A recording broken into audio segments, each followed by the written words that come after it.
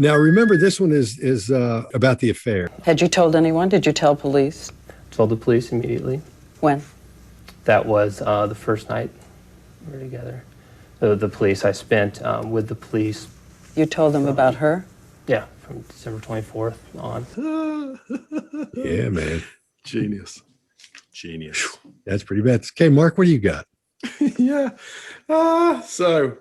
I've never heard anything like this. So first of all, I mean, what an example of fading facts. There's a vocal click at the start of his answer.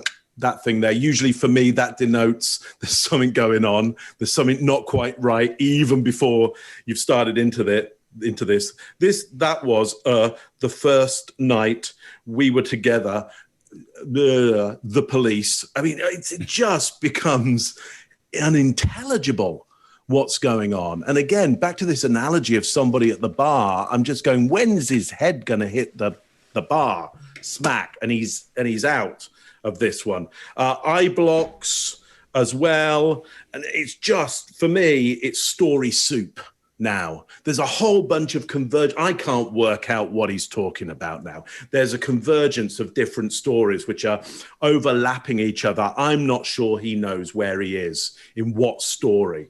And so I think we get this what seems to me a wince, where one eye goes in and the other eye opens up. I think it's like pain as he just goes, there's a possibility of a great deal of inaccuracy now, because he doesn't quite know where he is. He's realized he's messed it up back there. And it's that moment, we've all done it, where you signal that you're kind of kicking yourself. You're kind of going, oh, what an idiot I am. I shouldn't have said that back there.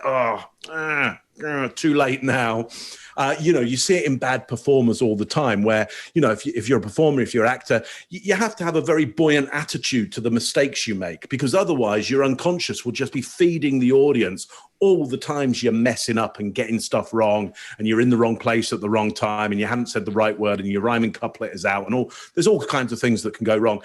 So you just have this attitude of, well, that's past, that's gone. I'm never going to kick myself around that. I'm on. You're always trying to finish. You're always trying to get to the end, essentially. Well, we see him kick himself during that. And that for me is that I wince there. Yeah, it's completely falling to bits now. Terrible, terrible crime, but quite funny from certainly his performance, quite funny from my angle. Greg, what do you got?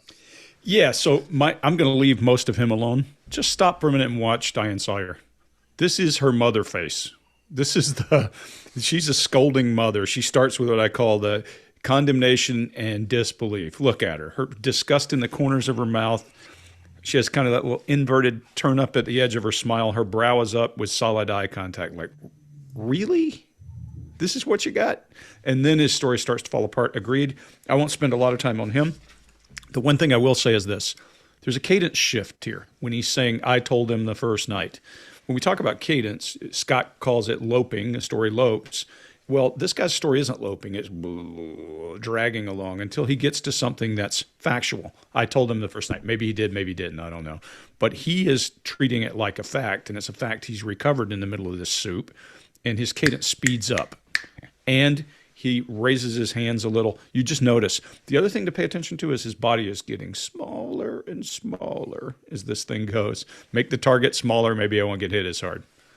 Chase, what do you got? I think right there in the beginning, Diane asks a question. Did you tell anyone about this? Anybody who's been to interrogator school, this is one of the questions we ask during the interview process at the beginning to say, is this guy probably guilty? Do I need to start an interrogation and make a transition? And innocent people, so let's say somebody you knew got killed somehow, God forbid, you're going to tell people.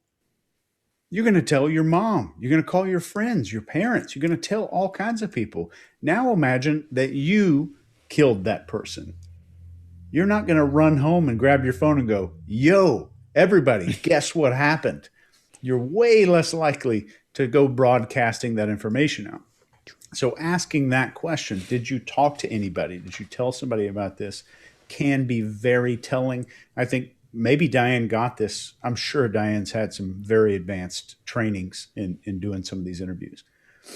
But I just want to read you the syntax of what was spoken. I'm going to read you Scott's words. Here they go. Told the police immediately. That was the first night we were together. The police. I spent with the police from December 24th on. That's the sentence. That's what we heard from. If you can make a sentence out of that, you're a better writer than I am. Scott? All right, I totally agree. Yeah, the last time I heard somebody say this guy says police 3 times in 7 seconds. The last time I heard the word police used 3 times in less than 7 seconds was during a breach where they're kicking a door in. And when you go in, that's what they're hollering. It's police, police, police. So you don't hear that quite often. I thought that was fascinating to hear that, because he keeps trying to say police to make it look like, yeah, I was there, put that vision, that picture of him with them in her mind. Now, at the same time, we're seeing more body movements in this. His illustrators are getting bigger, and this is the loudest his volume has been when he's talking, because I think he's trying to keep it under control, because I don't think he was ready for that question. It's Diane Sawyer. She might have said, yeah, we'll only ask him these questions. That's cool. I got you, boo. Don't you worry. We're going to take care of you. And then when he got to that, she's like zinged him with that, asking if he told the police about the affair. And obviously, and we couldn't find out, he didn't tell him. You know, it tells later on, you find out later on that he didn't tell him. So he's just totally That's in fact what got him charged. Is his mistress said that she had told him a month before that his wife was dead. Yeah. Yeah, he said she didn't even know. Yeah. So we're seeing more body movement overall up to this point, and he's getting louder. So that's keeping it simple. Everybody's covered pretty much everything else. Had you told anyone? Did you tell police? Told the police immediately. When? That was the first night we were together. The police, I spent with the police. You told them about her? Yeah, from December 24th on. If you like this video, get the full body language breakdown and analysis on our main channel by clicking this video right here.